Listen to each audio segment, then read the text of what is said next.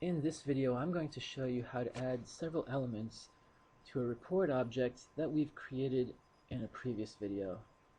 This builds upon a previous video where we created a report object and we published it into the response output stream of an ASP.NET application. One of the things that I've done in this application is add an images folder with a simple image file. So let's start off with that task. We're going to call the section's addImage method to add our image. And this method accepts type of image that is found in the Infragistics document library. So we're going to instantiate one of those within this method. And out of the various items that we could pass in to this method,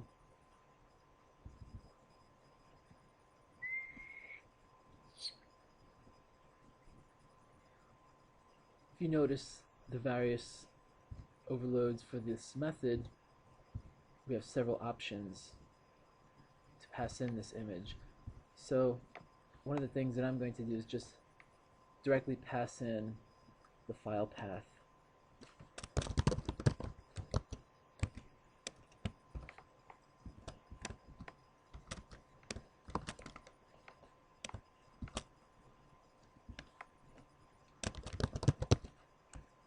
And the image file, I'm going to just copy and paste it directly from the file name. Okay, two close parens. And just by doing this, let's run it and see what it looks like.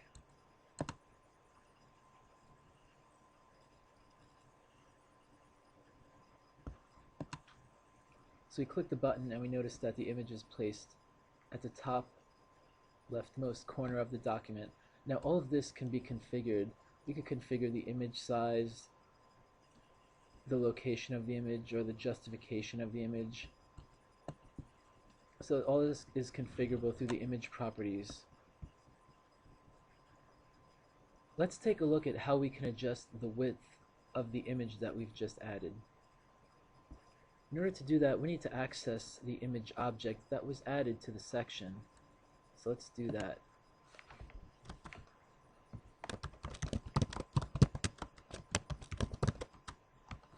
So we just capture the return value of the addImage method, and then we could set properties on the image. We could set the width to several different values. We essentially need to provide a width object. So there's different ways you can obtain a width object. You create a new width that could be a new fixed width object, a new relative width object, or you could even set it up to an auto width object. Now the way you create the first two types of widths is directly by instantiating them like this.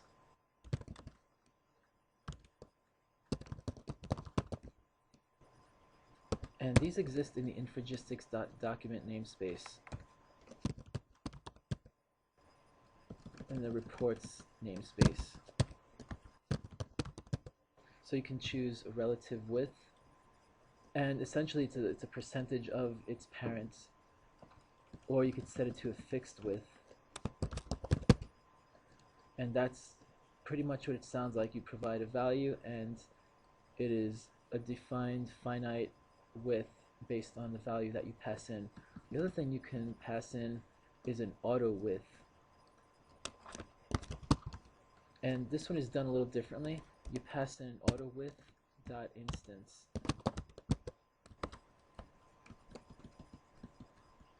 And it's actually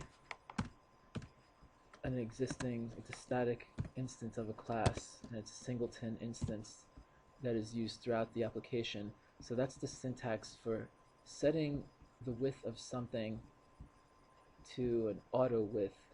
Essentially, it pretty much stretches or shrinks down according to the max of its parent container. But in this case, we're going to just set it up as a new fixed width.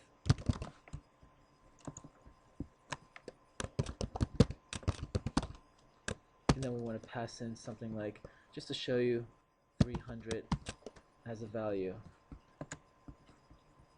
Let's run it and see what we get.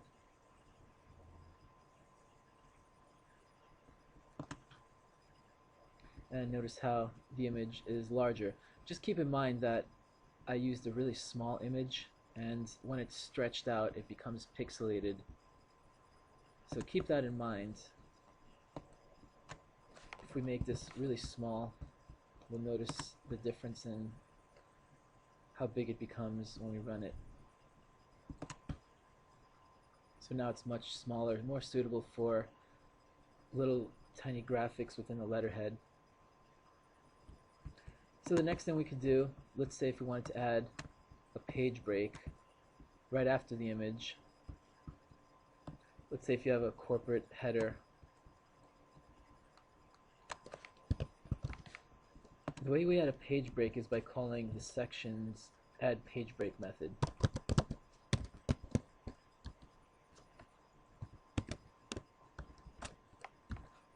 And then afterwards we could add additional content as well.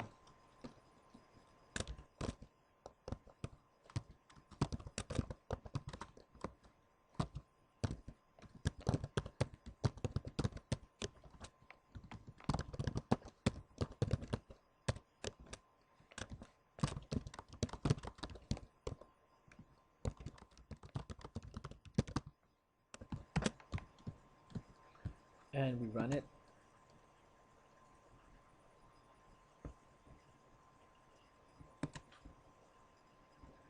So we start off with the header, then we have a page break, and then the document begins.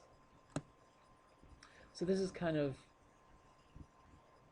some guidance on how to create like a cover page with whatever items you want, and then you start by adding content to the rest of the document. And again, there's many other elements that you can choose from. You have grids, tables, trees, table of contents, chains which allow you to string together content in a certain type of format. Then we have images, canvases, and many other elements within the DocumentEngine API that allows you to create basically any kind of content. We also have the concept of stationary page generation, which allows you to essentially generate thumbnails or images of each individual page of your document, which you can then place as thumbnails and as images within your website. So there's many different things you can do with the DocumentEngine. So thanks for watching. Infragistics. On the web at infragistics.com.